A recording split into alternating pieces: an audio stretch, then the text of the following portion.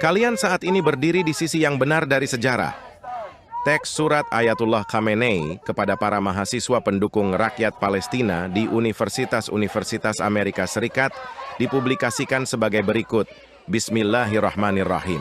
Saya menulis surat ini kepada generasi muda yang hati nuraninya menginspirasi mereka untuk membela perempuan dan anak-anak tertindas di Gaza.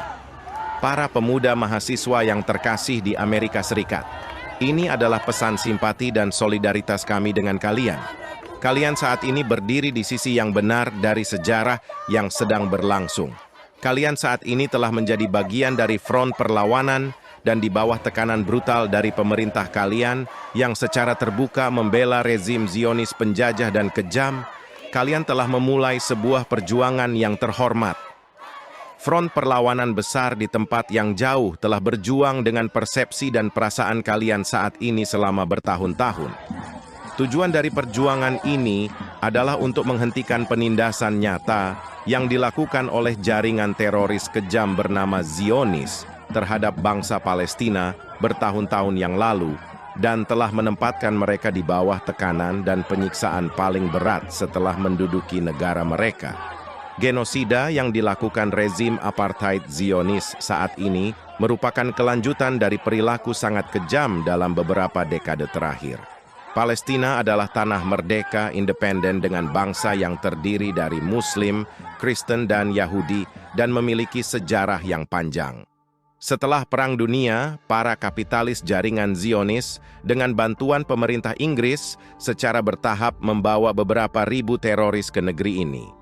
Mereka menyerbu kota-kota dan desa-desanya. Puluhan ribu orang dibunuh atau diusir ke negara-negara tetangga. Mereka merampas rumah, pasar, dan lahan pertanian dari tangan penduduk Palestina, dan di tanah Palestina yang dirampas, mereka membentuk pemerintahan yang disebut Israel. Pendukung terbesar rezim perampas ini, setelah bantuan pertama Inggris, adalah pemerintah Amerika Serikat, yang terus memberikan dukungan politik, ekonomi, dan senjata kepada rezim tersebut, dan bahkan membuka jalan bagi rezim ini untuk memproduksi senjata nuklir dengan cara yang sembrono dan tidak dapat dimaafkan. Sejak hari pertama, rezim Zionis menggunakan kebijakan tangan besi terhadap rakyat Palestina yang tidak berdaya, dan mengabaikan semua nilai-nilai hati nurani, kemanusiaan, dan agama, meningkatkan kekejaman, teror dan penindasan dari hari ke hari. Pemerintah Amerika Serikat dan sekutunya bahkan tidak merasa sedih atau menyesal melihat terorisme sebuah negara dan penindasan yang berkelanjutan. Bahkan saat ini, beberapa pernyataan pemerintah Amerika Serikat mengenai kejahatan mengerikan di Gaza lebih bersifat munafik daripada kenyataan.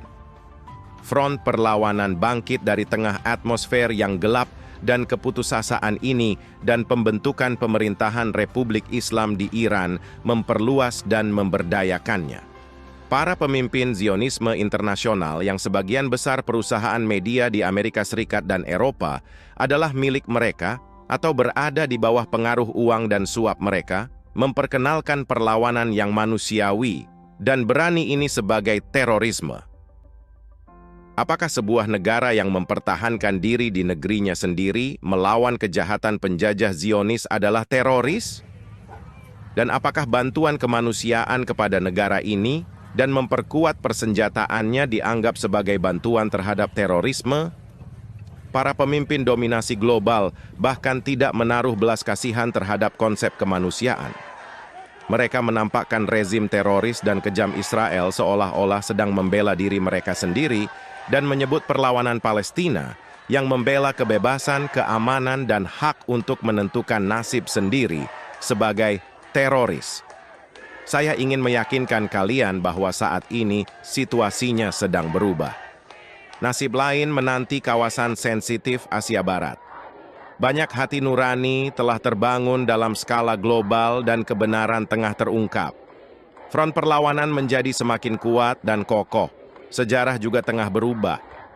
Selain kalian, mahasiswa dari puluhan universitas di Amerika Serikat, universitas dan orang-orang di negara lain juga ikut bangkit.